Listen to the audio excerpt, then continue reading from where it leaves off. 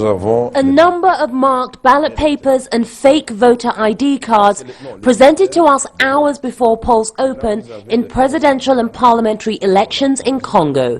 They're in the possession of Vital Kamhere, a top presidential candidate. As you can see, the fraud started with voter registration. When registration began, we sounded the alarm that children were being registered to vote. One child, many identities. You can see that this child has been registered 1, 2, 3, 4, 5, 6 times. And we've discovered a lot of cases like this. And today, on the eve of election, we have ballot papers that are already in circulation. Thousands of ballot papers in circulation marked to vote candidate number 3, President Joseph Kabila. So people want to win this election before the election has taken place. These were given to Kamhere by some of his party members. The ballot papers were printed in South Africa.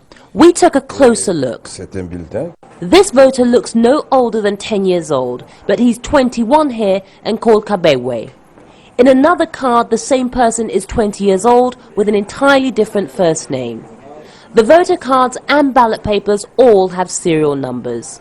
I put the allegations of fraud to the country's election boss, and one of the presidential candidates is alleging massive fraud that Seni is ignoring.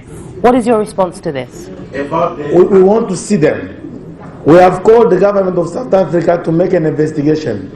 The government made the investigation. Today the ambassador announced, among other ambassadors, that one is not true.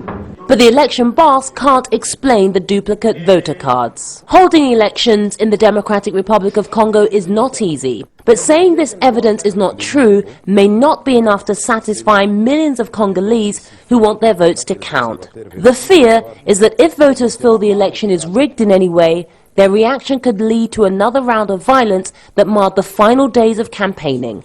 Yvonne Dege, Al Jazeera, Kinshasa, Democratic Republic of Congo.